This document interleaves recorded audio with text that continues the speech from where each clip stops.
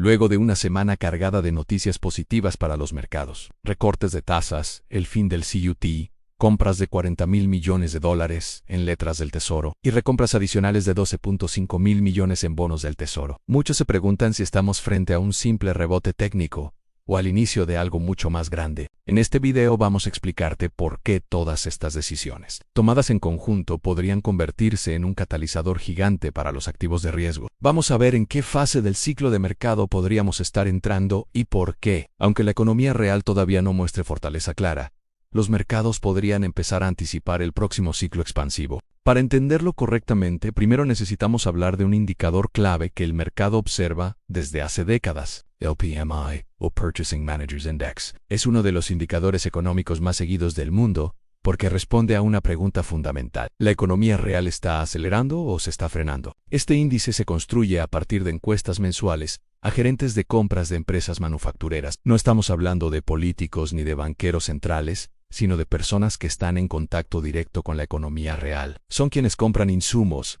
reciben pedidos, contratan personal y gestionan inventarios. El PMI mide 5 componentes principales: nuevos pedidos, producción, empleo, tiempos de entrega de proveedores e inventarios. Cada gerente responde si estas variables están mejorando, empeorando o permanecen sin cambio. Con esa respuesta se construye un número. Ese número gira alrededor de un nivel clave, los 50 puntos. Cuando el PMI está por encima de 50 puntos, la actividad manufacturera está en expansión. Cuando está por debajo de 50, la actividad está en contracción. Pero aquí viene un punto crucial que muchos pasan por alto. No importa solo si el PMI está arriba o abajo de 50, lo que realmente importa es la dirección y la velocidad del movimiento. Un PMI que sube de 47 a 49 sigue estando en contracción, pero el mercado lo interpreta como una mejora futura. En cambio, un PMI en 55 que empieza a caer puede ser una señal temprana de desaceleración. Ahora bien, el PMI no se mueve solo. Responde a algo mucho más profundo. Responde a las condiciones financieras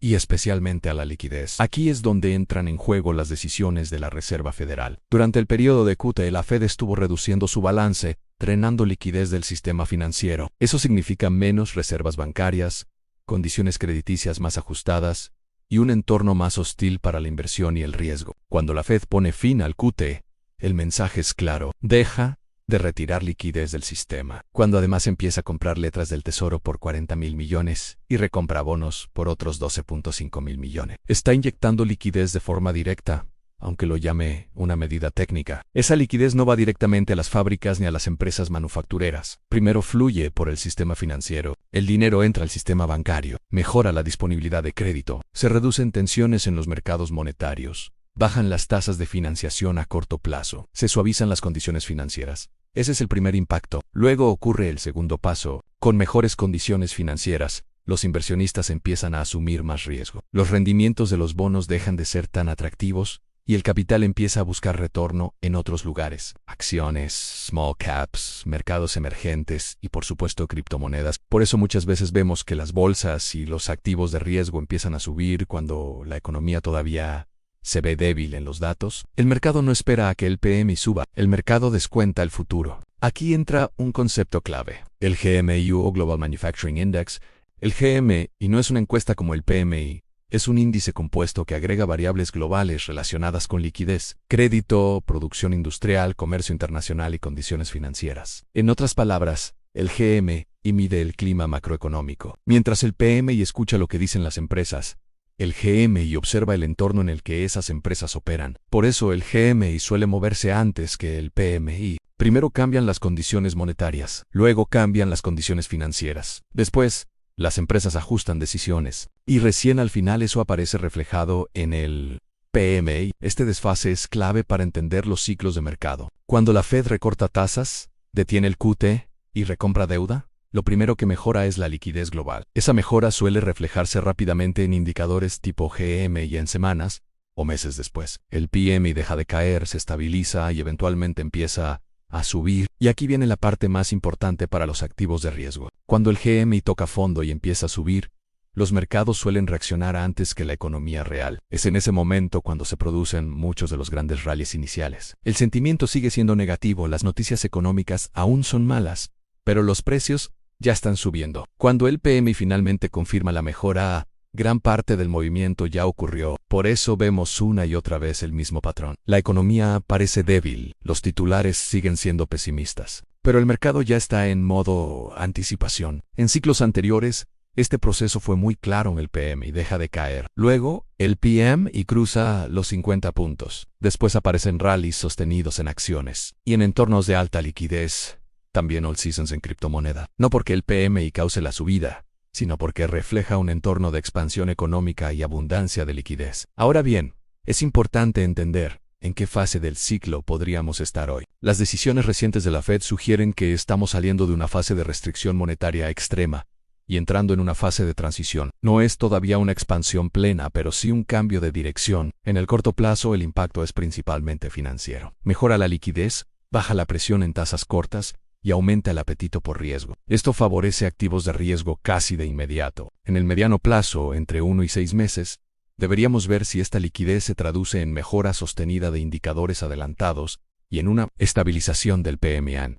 Este es el periodo donde suelen darse los movimientos más fuertes en mercados, porque se combina liquidez con expectativas de recuperación. En el largo plazo, todo dependerá de dos factores clave: la inflación y la emisión de deuda. Si la liquidez genera presiones inflacionarias fuertes, la Fed podría verse obligada a frenar, y si la emisión de deuda es demasiado grande, podría presionar los rendimientos al alza y limitar el rally. Por eso, aunque el contexto actual es claramente más favorable para activos de riesgo que hace algunos meses, no significa que el camino será lineal ni libre de correcciones. La clave está en entender el ciclo. La Fed controla la liquidez. La liquidez moldea las condiciones financieras. Las condiciones financieras afectan las decisiones empresariales. El PMI refleja esas decisiones con retraso, y los mercados se adelantan a todo el proceso.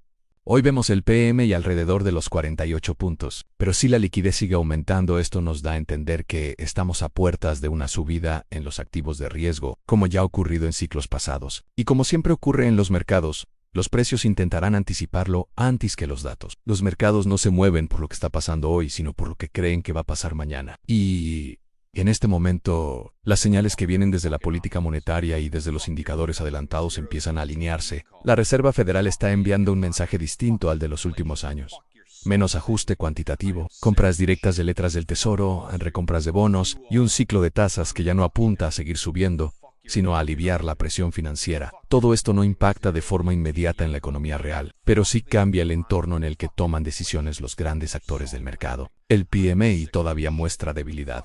Eso es un hecho, pero históricamente ese indicador reacciona con retraso. Primero cambia la liquidez, luego cambian las condiciones financieras, después reaccionan las empresas, y finalmente, los datos confirman el movimiento. Si este giro de la Reserva Federal se consolida, el impacto no será de corto plazo ni de una sola semana. Hablamos de un proceso que suele desarrollarse en el mediano plazo, a lo largo de varios meses, un entorno donde los activos de riesgo comienzan a recuperar atractivo, mientras el dinero vuelve a buscar rendimiento. Nada de esto garantiza subidas lineales ni elimina la volatilidad, pero sí marca una diferencia clara respecto al escenario de endurecimiento que dominó el mercado durante los últimos años. Gracias por acompañarnos, nos vemos en el próximo video. No te olvides de dejar tu like, compartir y suscribirte.